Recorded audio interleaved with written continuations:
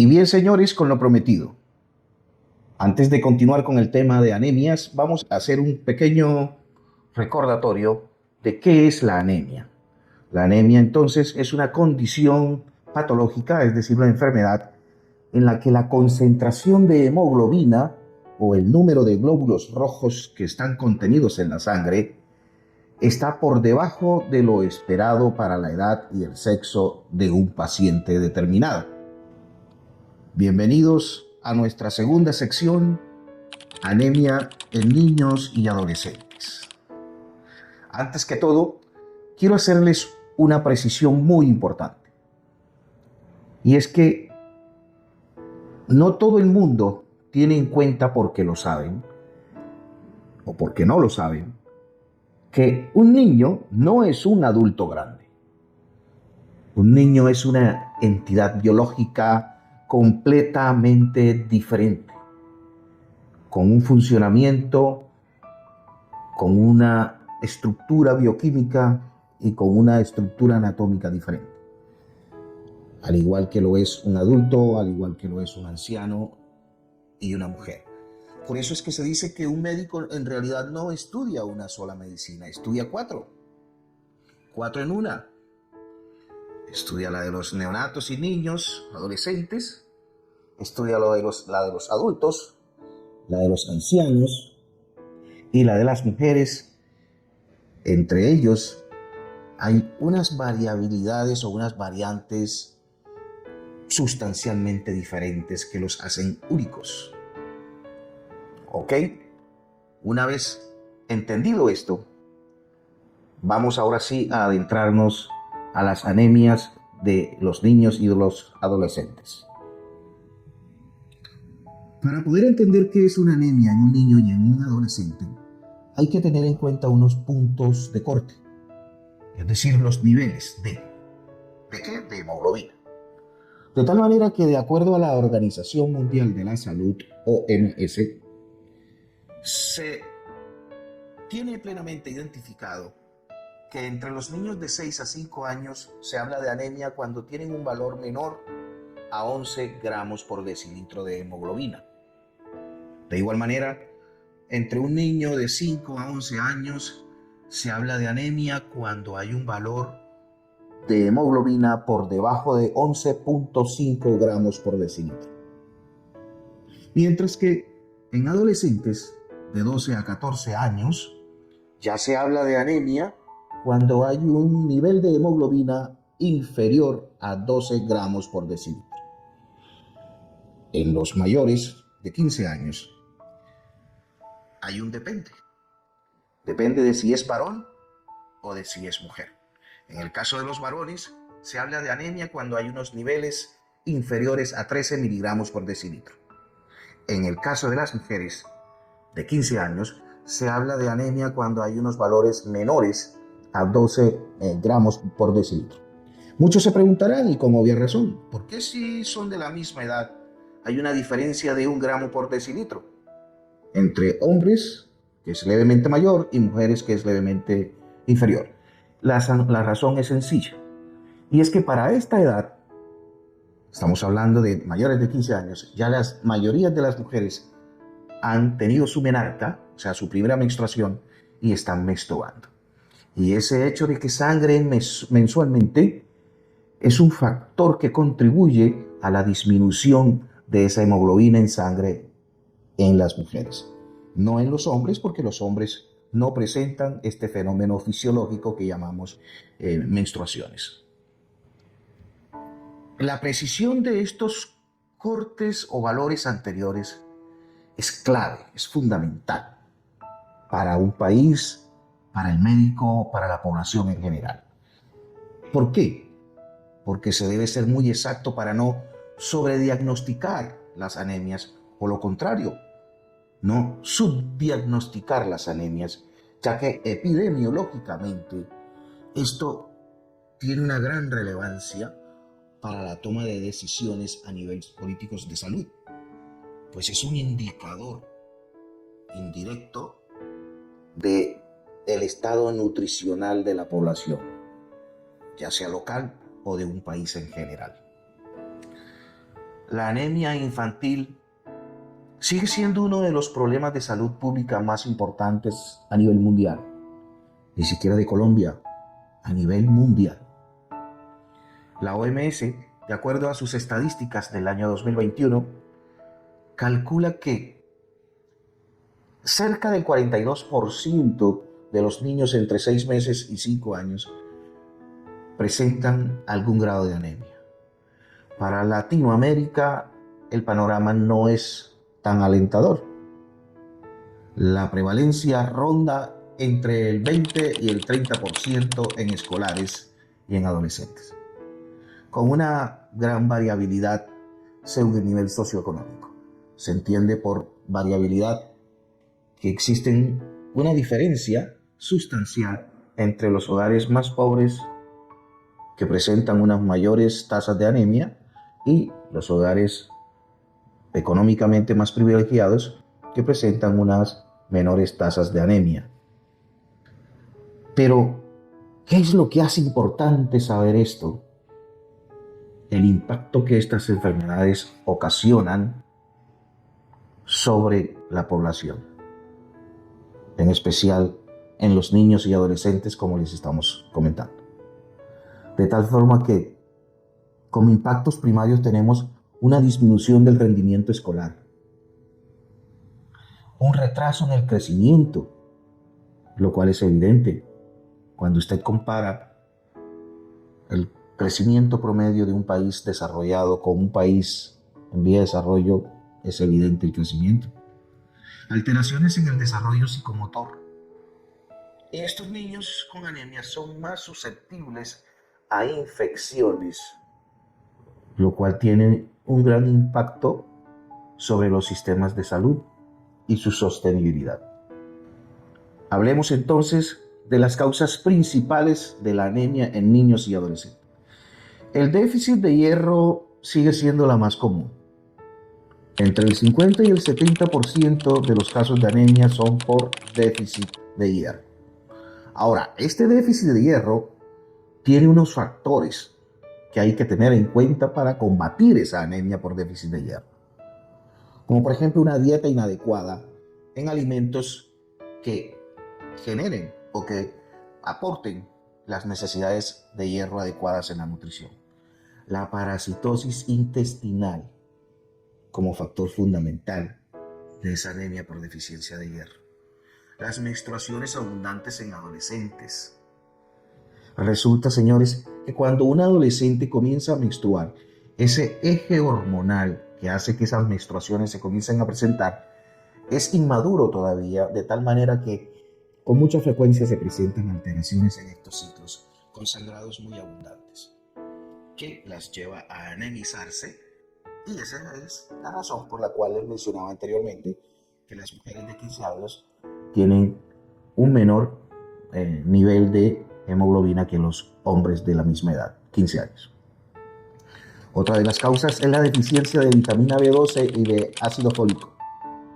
Es una causa menos frecuente, pero también es importante en adolescentes con dietas restrictivas, es decir, que no tienen estos elementos, y con síndromes de mala absorción intestinal o de mala absorción en general de estos elementos, como son la vitamina B12 y el ácido fólico.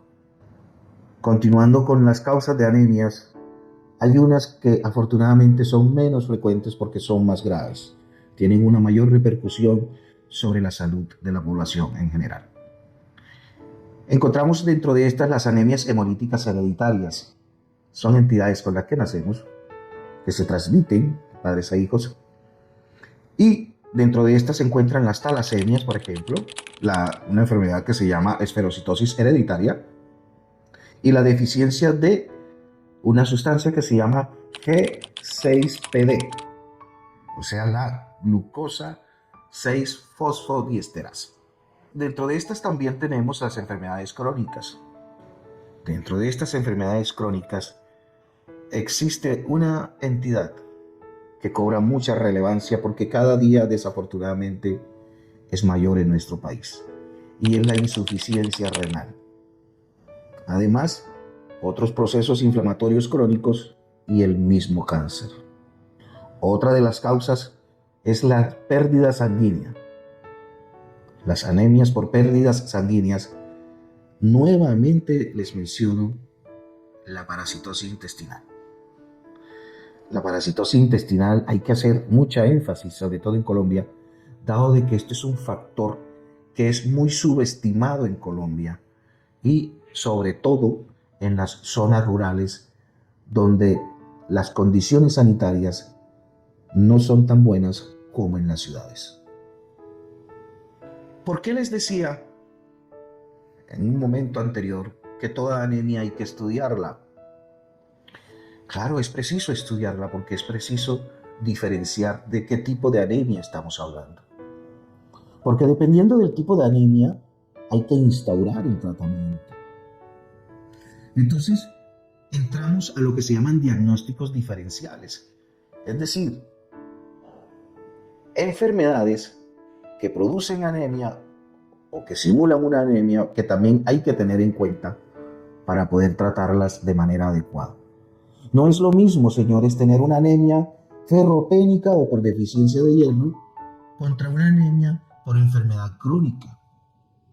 Una enfermedad por deficiencia de hierro, de repente se me ocurre que se trata simplemente aportando hierro, ya sea vía oral, a través de medicamentos, vía venosa, a través de una nutrición, mejorando los aportes de hierro, pero una anemia por enfermedad crónica, como por ejemplo la enfermedad renal crónica, es completamente diferente porque se daña el riñón.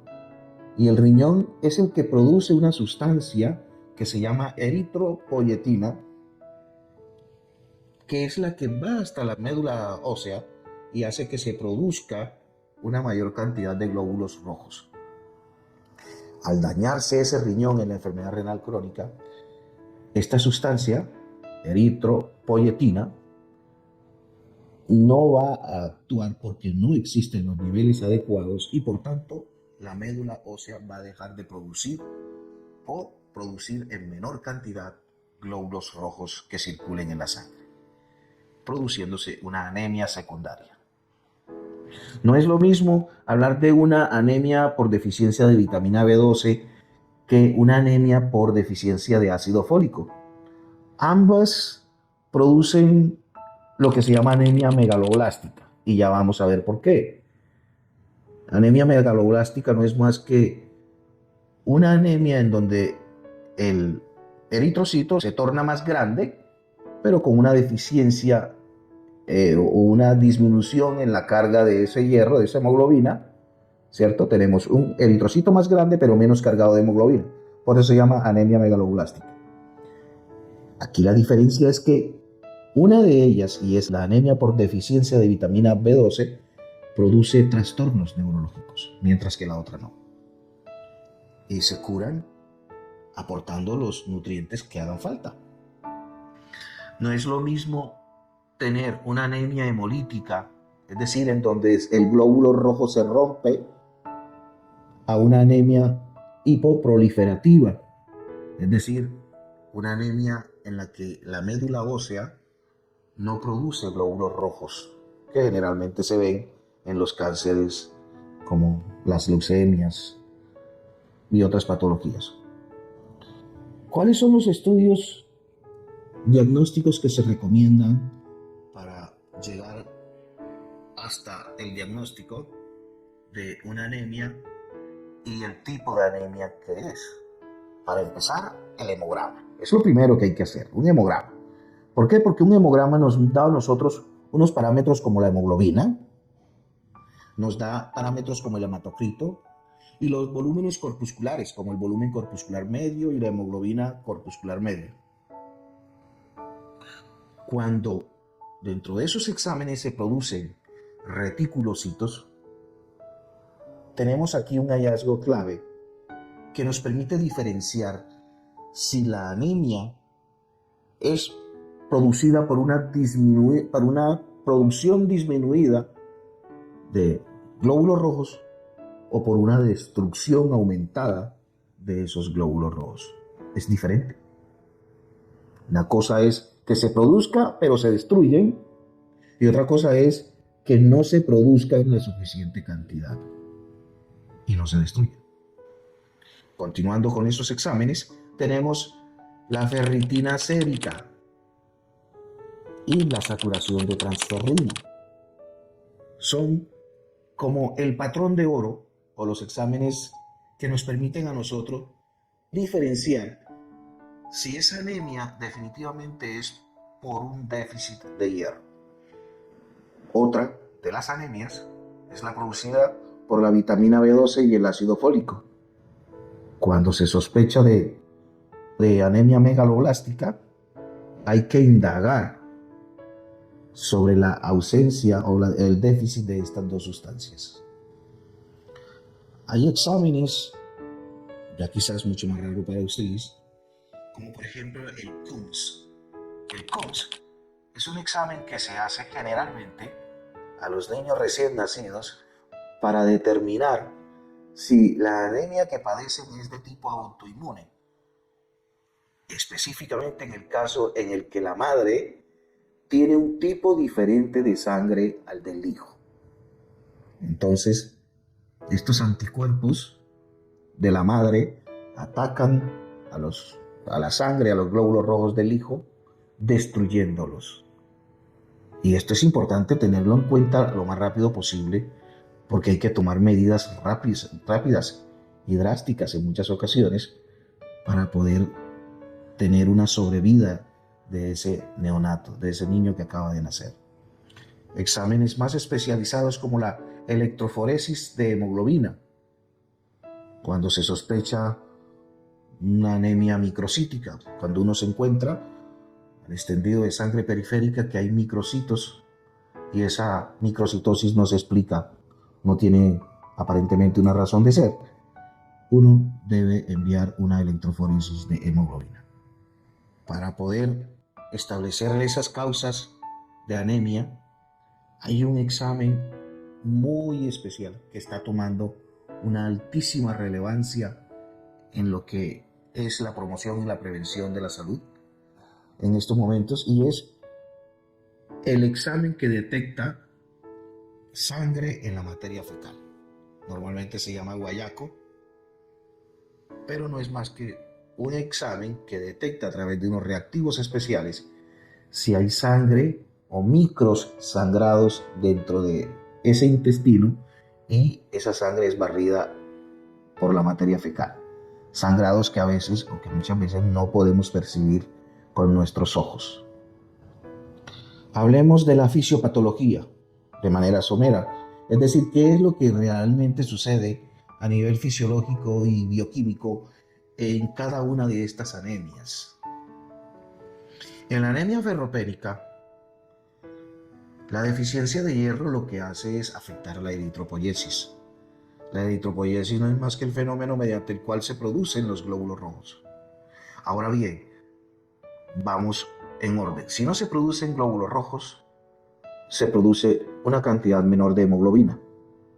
Si no se produce la suficiente hemoglobina, los glóbulos rojos o eritrocitos se tornan más pequeñitos y más pálidos, porque tienen una menor concentración de hemoglobina y de hierro. Y si esto sucede, el resultado final no es más que una deficiencia en el transporte de oxígeno hacia cada uno de los tejidos del cuerpo humano, incluyendo el cerebro, en lo que llamamos médicamente una hipoxia tisular, ocasionando un retardo en el crecimiento y un déficit cognitivo. Los fenómenos que suceden en la adolescencia, en primera medida tenemos la menarquia, que no es más que la primera menstruación que se presenta durante una mujer, durante un adolescente. Y si a la menarquia le sumamos que la mujer entra en un periodo de crecimiento aumentado, la demanda de hierro es mucho más grande. Y por tanto, esto explica el hecho de que si no se suple por vía alimentaria esa cantidad de hierro que requiere por su crecimiento y por el sangrado, se va a tener una mayor prevalencia de anemias en las adolescentes. En cuanto a la deficiencia de vitamina B12 o folatos, Es importante tener en cuenta que estas dos sustancias son fundamentales para la síntesis del ADN.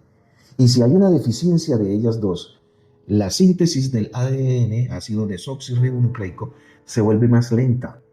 Por lo tanto, los eritrocitos se tornan más grandes, pero a pesar de que están más grandes, son más inmaduros y con un núcleo más retardado.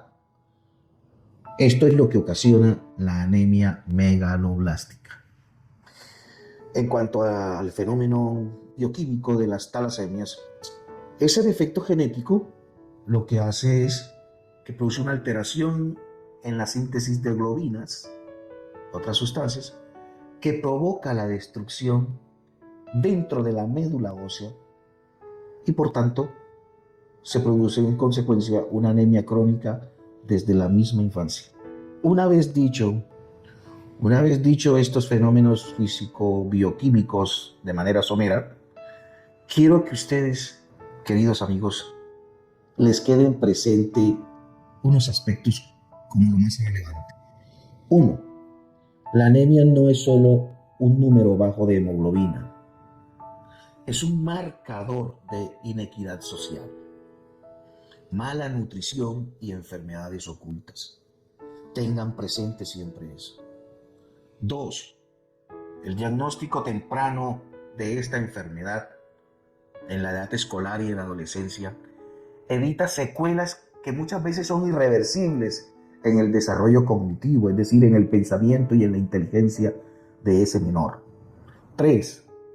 La prevención, como por ejemplo dar suplementos de hierro cuando es necesario, el control de la parasitosis a nivel de las IPS y de las escuelas mismas, la educación nutricional, lo cual debe ser fundamental como conocimiento desde la infancia, es más costo efectivo que el tratamiento tardío. Es decir, la prevención cuesta mucho menos que hacer un tratamiento muchas veces grave en un paciente de estos, pudiéndose haber evitado desde muy temprana edad. Para todos aquellos que desean ahondar en el tema, abajo le dejo una bibliografía sugerida bastante interesante y completa. Entenderán ustedes que no alcanza el tiempo para hacer un análisis minucioso de cada aspecto sobre este importantísimo tema. Nos vemos dentro de 8 días con la última parte, que es la anemia en adultos y ancianos. Hasta pronto.